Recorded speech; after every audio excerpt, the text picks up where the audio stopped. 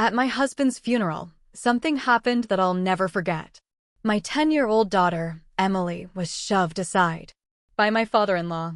His words cut through the hush of the chapel like a knife. She's not really his.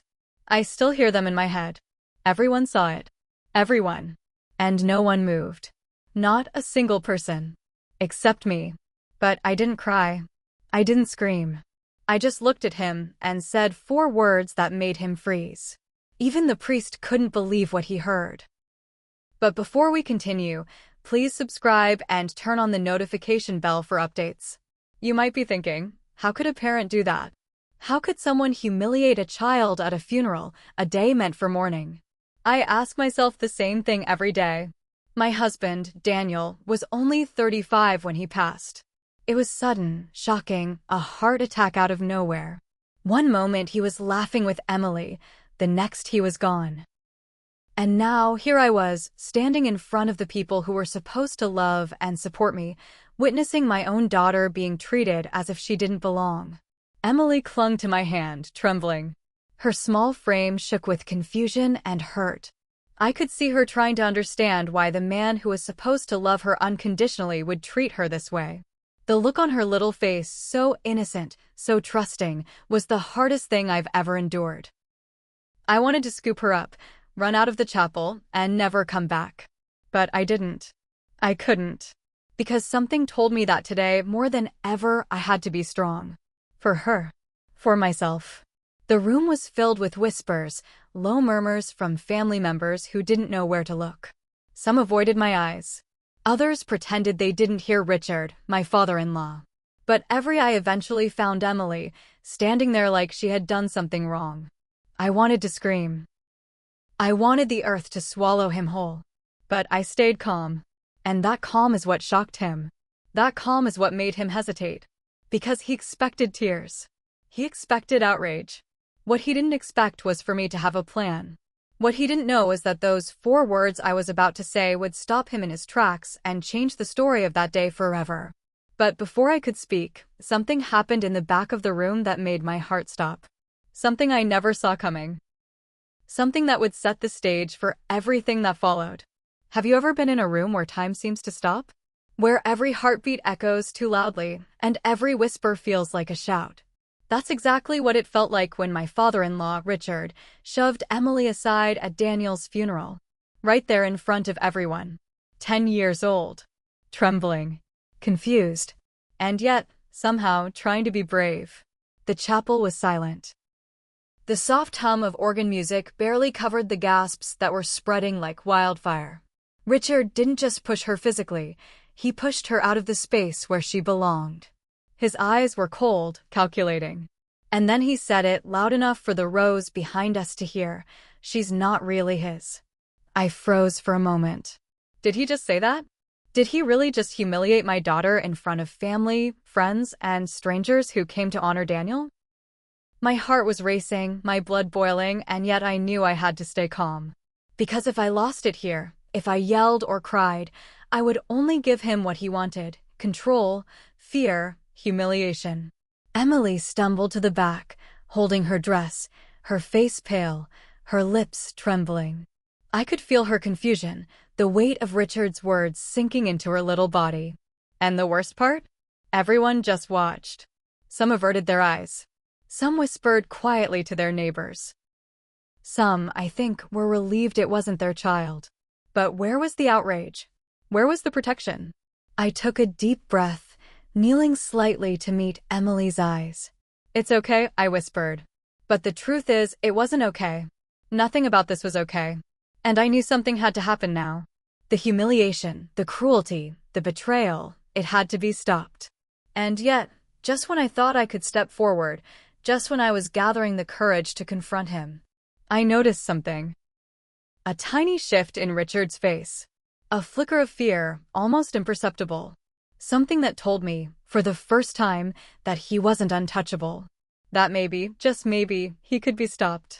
But before I could act on it, a sound came from the back of the chapel that made my stomach drop. A sound that no one expected, and one that would change the dynamics of the entire room in an instant.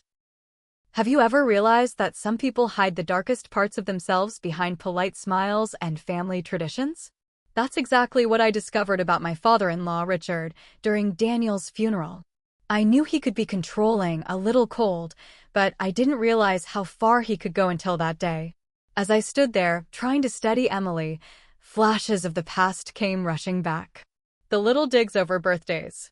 The way he always undermined my decisions. The way he made subtle comments about Daniel's choices that no one else seemed to notice. At first, I thought it was just personality clashes. But now, in that quiet, tense chapel, it all made sense. Richard had never really accepted Emily. He didn't see her as part of the family. And now, he was showing it to the entire room. I watched him carefully, every movement, every whisper. He leaned toward a cousin, murmuring something that made them nod silently, as if he were instructing them on how to treat Emily. I felt my anger rising, but I forced myself to take a breath. Acting rashly would give him exactly what he wanted: chaos, fear, control. Emily, oblivious to the strategy forming in my mind, looked up at me with those big, trusting eyes. "Mom, why is he being so mean?" she whispered. And in that moment, I realized that protecting her wasn't just about standing by her physically, it was about giving her strength, showing her that she belonged, no matter what Richard said. I started scanning the room, noticing which relatives were silent, which ones were uncomfortable. Some avoided looking at Richard, some pretended they hadn't heard his cruel words. And I understood something critical: they were all waiting for someone else to act.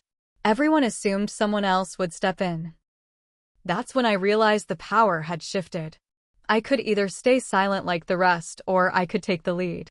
But just as I was about to step forward, I noticed something that made my stomach knot. A subtle flicker in Richard's expression. Fear? Shock? Or was it guilt? Whatever it was, I knew this was the crack I had been waiting for, a tiny opening in his armor.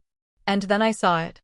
Something or someone behind him that I hadn't noticed before. A presence that could either escalate the tension or completely change the course of this funeral. I didn't know what it meant yet. But I knew one thing: the next few moments were going to decide everything. And no one in that room was ready for what came next. Have you ever felt the moment before a storm breaks? That tense pause when everyone knows something big is about to happen, but no one knows what? That's exactly what filled the chapel as I stepped forward, holding Emily's hand, my heart pounding with both fear and determination. Richard had the audacity to glance at me, smirk slightly, as if daring me to challenge him. I could see the control he had tried to maintain slipping, just a little, and I knew it. Everyone in the room felt it too. The whispers stopped. Even Father Thomas, the priest, looked up from his notes, his eyes narrowing in curiosity. I inhaled, steadying myself. "Richard," I said, my voice calm but firm, "she is his daughter." For words that carried the weight of truth, love, and authority. The room froze. A stunned silence stretched long enough for me to hear my own heartbeat. Richard's face turned pale. His jaw tightened. His carefully maintained composure crumbled like dry paper. He opened his mouth, but no words came out. Emily's eyes widened, confusion melting into wonder as she realized she was being defended. For the first time that day, she smiled. Tentatively, yes, but that smile held courage, dignity, and relief. Guests who had been silent suddenly started murmuring. Some looked at me with newfound respect. Some stared at Richard with disbelief. And Father Thomas, ever composed, actually put his hand to his mouth, trying to hide his astonishment. Even the cousins who had nodded along earlier seemed to stiffen, unsure of how to react. Emily stepped a little closer to me. I lifted her chin gently, letting her know it was safe. That one small action, one quiet assertion, had shifted the entire dynamic in the room. Richard, who had believed he could control the narrative, realized too late that the power had passed. But just when I thought the worst was over, I noticed something. Richard wasn't done. His eyes flicked toward the back of the chapel, toward the very person or thing that had caught my attention earlier. His expression shifted from shock to panic. Something was coming, something I hadn't anticipated, something that would make the room gasp even louder than before. and I had no idea if I was ready for it. Everything in that room had changed in a heartbeat. Richard, frozen in shock, stared at me like he'd just seen a ghost. The chapel felt impossibly quiet, as if time itself had paused to witness what was happening. And there, at the center of it all, was Emily, my brave, beautiful daughter. Standing tall, finally reclaiming the space that was always hers. I took a deep breath, letting the weight of the moment settle. Those 4 words, "she is his daughter," had not only silenced him, but they had shifted the entire energy of the room. Guests who had been silently judging now looked at Emily with warmth and respect. Friends whispered their relief. Some of my in-laws avoided Richard's gaze entirely, as if trying to escape the tension he had created. Even Father Thomas, who had been composed throughout the ceremony, couldn't hide the shock in his eyes. Emily looked up at me, her eyes shining with tears, but these weren't tears of fear anymore. They were tears of understanding, of feeling seen and protected. I knelt down, holding her hands, and whispered, "You belong here. Always." And for the first time that day, she smiled fully, the kind of smile that carries courage and healing in equal measure. Richard's face, on the other hand, told the story of a man who realized that his control had ended. His authority, his sense of superiority, had crumbled. He had underestimated both me and Emily, and now there was no way to reclaim the dominance he had tried to assert. Every move he made, every word he had whispered in secret, had been revealed by the simplest truth: love and courage cannot be silenced. As the funeral continued, I felt a strange sense of calm wash over me. The sadness of losing Daniel remained, raw and heavy, but in that moment, I knew Emily's dignity and our bond would never be undermined again. The whispers of judgment, the cruelty, the manipulation, they had no power here anymore. Sometimes, the people who should protect you are the ones who hurt you the most.